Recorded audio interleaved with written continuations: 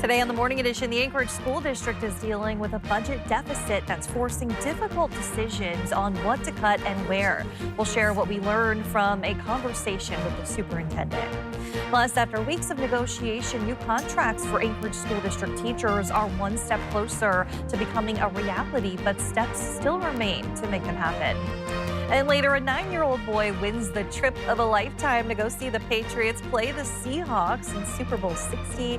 As a sports reporter, not only does the boy get to bring his dad to the big game with him, but he'll get a chance to meet and speak with the players. We'll find out what questions he has as the Morning Edition starts now. Good Tuesday morning, everyone. Thanks for waking up with us today. Are you looking forward to the Super Bowl? Do you have a... I don't even know Are you rooting who's for playing. either team? It's the Seahawks and the Patriots, we just said. I don't like either team. Okay. If I had to choose a team, it would be the Dallas Cowboys. Okay, well, they're not playing, unfortunately, for you. But I'm honestly not a big NFL fan. you watch the commercials?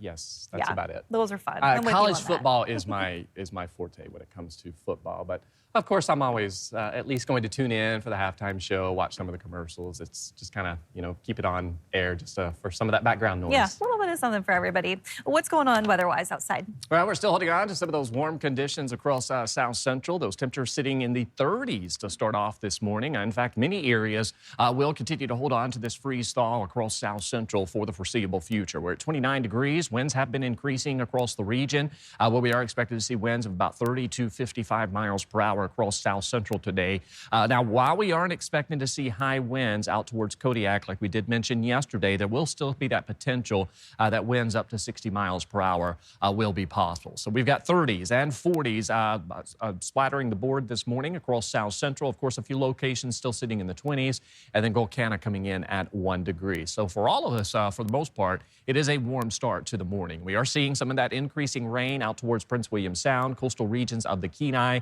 continuing to hold on to some of that light rain sticking around in the forecast. As that builds inland throughout the day, we will see that potential for some localized areas of some freezing rain for inland areas of South Central. Now, western parts of the Kenai through Anchorage and lower parts of the valley, we will be up under that rain shadow for most of the day, so we're not going to see that best chance for that freezing rain for those locations, but we'll still see that potential throughout the day. And keep in mind, just a glaze of ice could lead to some impacts on those roadways. You can see winds this morning across South Central gusting anywhere from about 20 to 35 miles per hour. And again, we will see that occasional gust up to 55 miles per hour through parts of the valley throughout the day and into the afternoon hours. So we are seeing that active weather making a return to not only South Central, but we're going to see some snow moving into the interior tonight into tomorrow and widespread heavy rain with some wind advisories for southeast. I'll have more details on that in that 7-day forecast coming up. Today's top story, the Anchorage School District stares down a $90 million deficit, and leaders say deep cuts may be unavoidable. The district just released a proposed budget the superintendent calls severe, with tough decisions ahead for schools and families. Lauren Maxwell sits down with Superintendent Jarrett Bryant about what comes next. ASD's proposed budget for next school year may sound familiar. Hundreds of teaching positions cut, middle school sports gone, and popular programs like Ignite out. The difference this time, according to Superintendent Jarrett Bryant, there's no money to bring them back. The school district has the lowest fund balance that we've had in many years. So unlike previous years, we won't have that fund balance to lean on. He says federal COVID dollars are long gone. As for more money from the legislature, and I've not heard signals that suggest that there's more funding for schools along the way. The district says severe cuts may be inevitable to fill a projected $90 million deficit. I would say that it's going to be very difficult to restore large programs or to reverse a lot of the proposed cuts. And although the superintendent says they tried to keep cuts out of the classroom as much as possible, the proposed budget would increase class sizes by an average of 4 students. Bryant says one thing that would help is if Anchorage voters passed a temporary increase in property taxes that would allow him to retain more teachers. If that levy passes, it's the equivalent of a -2 to class sizes. So we'd be going from a +4 to classroom to a +2 if the levy passes. Bryant says he knows the budget process will be difficult for the community, but says the reductions may be the only way the district can become financially sustainable as it moves into the future. Lauren Maxwell, Alaska's news source. While Anchorage braces for cuts, the Fairbanks North Star Borough School District is telling a very different story, a rare multi-million-dollar surplus. School leaders will review a budget this week that invests in 30 additional certified teachers, brings back elementary music, and reduces class sizes from 26 to 23 students. Chief Operations Officer says it's the first surplus he's seen in 8 years, crediting hard financial decisions made in recent years. We've made large structural changes in how we're running the school district. A lot of those decisions were emotional and difficult. School closure, contracting out custodial services, very emotional. I acknowledge difficult decisions to make and difficult for a lot of folks in the community to go through. But we feel strongly those were the right decisions to make. The school board will consider the budget and any changes over the next 2 months, with a final submission to the borough by the 1st of April. At the Capitol, education leaders back a plan to rewrite how schools are funded, saying it could end the years of this type of budget whiplash and sudden layoff fears. Under the current system, districts learn their funding based on a single fall student count, causing sharp year-to-year swings. For instance, the Fairbanks North Star Borough School District superintendent told lawmakers that instability contributed to closing 7 schools and cutting 360 jobs. The proposal would create 4 funding options, including a 3-year average student count, with districts using the highest number. Supporters say that earlier certainty would let schools plan budgets and hire teachers without waiting until summer. School boards budget with a lot of question marks and assumptions, and that's one of them. And so we have to try and estimate what we think the political reality is going to be for those budget decisions as we try and move forward. And so this bill would help give the student count number in spring of the year prior to the student year. It would take a 3-year average or the prior year number, and that's the number the districts would, that's the funding the districts would receive based on their student count. Representative Bill Elam said he worries the proposal could make an already complex funding system even harder to understand. A spokesperson for Mike Dunleavy told us the governor generally does not comment on legislation before it passes. After weeks of negotiation, the Anchorage Teachers Union voted in favor of an agreement with the Anchorage School District. The tentative agreement includes a slight pay raise and a bump in health insurance. The 17% increase would be spread out over the course of 4 years, 3% for the remainder of this school year, 5% each of the next 2 years, and 4% in the final 4th year. The agreement also includes an increase of $200 a month for health insurance. After just announcing their $90 million deficit for the next year, the school district said they factored in the cost of the increased contract. They are frontline educators that make a huge difference to our kids, and I hope that this means that we can retain many more teachers than we had anticipated. As you know, Alaska is the only state in the union that doesn't offer a defined benefit, and that's a huge headwind for retaining educators, even today, even with this agreement. Negotiation lasted months and for the first time in 20 years reached the arbitration stage. The contract still has to be certified by the Anchorage School Board at today's meeting before it's final. Anchorage firefighters responded Monday evening to an exterior fire at Lowe's on East Tudor Road that was quickly extinguished, according to the Anchorage Fire Department. The department says the fires were exterior and were quickly put out. According to AFD, no one was inside at the time and no injuries were reported.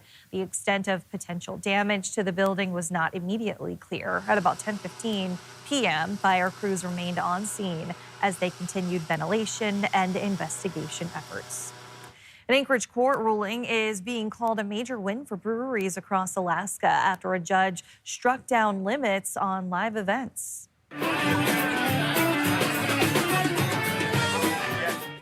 A Superior Court judge in Anchorage ruled that restricting breweries to just 4 live entertainment events a year violated the U.S. and state constitution. Before the decision, some businesses, including Lat 65 Brewing Company and Hoodoo Brewing Company in Fairbanks, spent tens of thousands of dollars on liquor licenses to work around the rules. Management at Lat 65 say they still would have pursued a license to bypass other restrictions, including limits on how much beer can be served to customers. This ruling only really allows to live music and performances, whereas like showing like TVs to like show sports, and like we're showing some football now, like with the Olympics coming up, we'll have that sort of stuff on. Like we wouldn't be able to do that even under this ruling. So the liquor license is allowing us to do that. Black Spruce Brewing in Fairbanks did not purchase a liquor license, but owners of Black Spruce say it's not clear if the ruling will lead to changes in their operations at this time. Still ahead this morning, surprises aren't always of the positive type, such as this surprise the Boy Scouts in Anchorage found when they went out and found their trailer missing. We'll have those details coming up next.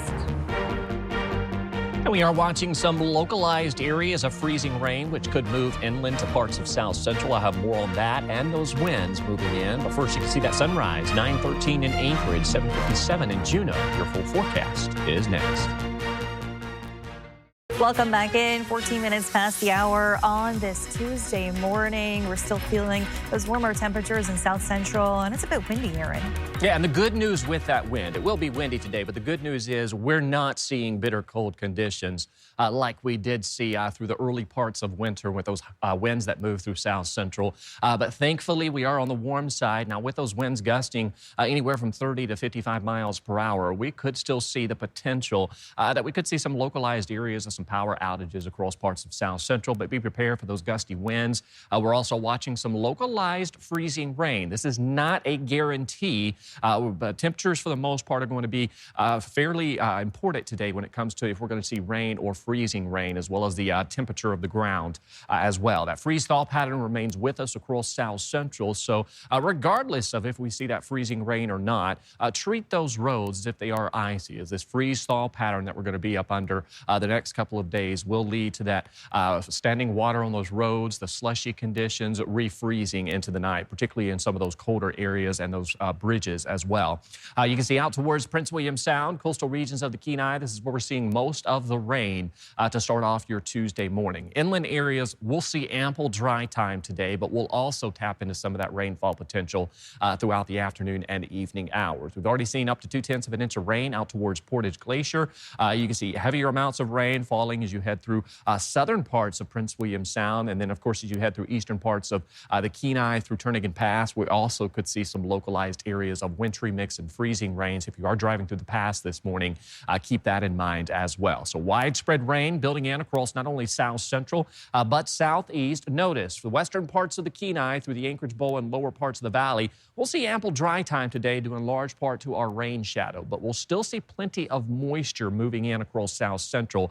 That any of that does overcome that rain shadow could lead to some light drizzle activity and some freezing rain potential. And again, the freezing rain is not guaranteed, but that potential remains with us through the day. So a lot drier across western parts of the Kenai, Anchorage, and the lower parts of the Matanuska Valley, but we'll still see some of those passing showers. We're dry into our Wednesday outside of some coastal showers, and then by Thursday, we could see another round of some possible wintry mix moving back in across South Central as we continue to hold on to this not only active weather pattern, but we're also talking about warm conditions. Still holding on to the potential that we could see well over 2 to 3 inches of rain out towards parts of Prince William Sound with storm total amounts. You can see through the rest of today and on to at least your Wednesday evening, 1 to about 3 inches, but we've already seen some heavier rain that's fallen through Prince William Sound, and you can see that drier slot across western parts of South Central. Regardless of if we don't see rain, we will see some snowmelt taking place across the region, and then additional rain builds back in across Prince William Sound through the close of this week. So be prepared for some of that heavier activity. Winds today will be the strongest through at least the morning into the early afternoon hours. We're not talking about any significant winds. Then you can see into the evening, those winds die down, and then we'll just hold on to the occasional breeze throughout the rest of the week. But the key takeaway for today is as you get out on those roadways, watch for those slick spots. We're going to see that chance for some showers, heavier downpours out towards the coast, while inland areas areas. See ample dry time today, but watching for that freezing rain and then another possible round Thursday. You can see those daily highs, Kristen, sitting near to above freezing, so kind of in a freeze-thaw pattern. All right, thanks, Aaron. Be prepared. That's the Scouting America motto, but one Anchorage troop wasn't prepared for this. Their trailer and everything inside of it gone. Danny Tompkins reports. Troop 220, serving 32 kids on Anchorage's east side, faced a shocking discovery in mid-January. It was here, and then we came the next day, and it was gone. Here's how this unfolded. On January 14th, the trailer was right here, locked and secured. By the next morning, it was completely gone. No witnesses and no surveillance video. Just an empty parking lot and lots of questions. Inside was everything Scouts need for camping trips. It was just full of Scout gear, tents, brand new tents the kids had just raised money to purchase, sleeping pads, kitchen gear, patrol boxes, all sorts of stuff that kids need for campouts. The loss was not only gut-wrenching for the troop, But it kind of puts a pit in your stomach, sinks your heart a bit. but hit especially hard for families who relied on the supplies. We're the only troop on this side of town, so it's all of East Side, and we have several kids that are from either large families or low-income families, and so a lot of that gear we use for supplementing their own camping supplies. Despite the disappointment, the Scouts came together. When we finally walked through kind of what we had left and what had been gone, but they're active and resilient, and we figure out a way to make it work. Parents also stepped up, lending their own gear to keep the program going. And while the troop wasn't prepared for a stolen trailer, they were prepared to be resilient and stick together. Danny Tompkins, Alaska's news source. Thanks for listening to our podcast. Click subscribe so you can get the latest podcasts from Alaska's news source automatically and stay up to date with breaking news and in-depth reporting available for free 24/7 with the Alaska's news source app.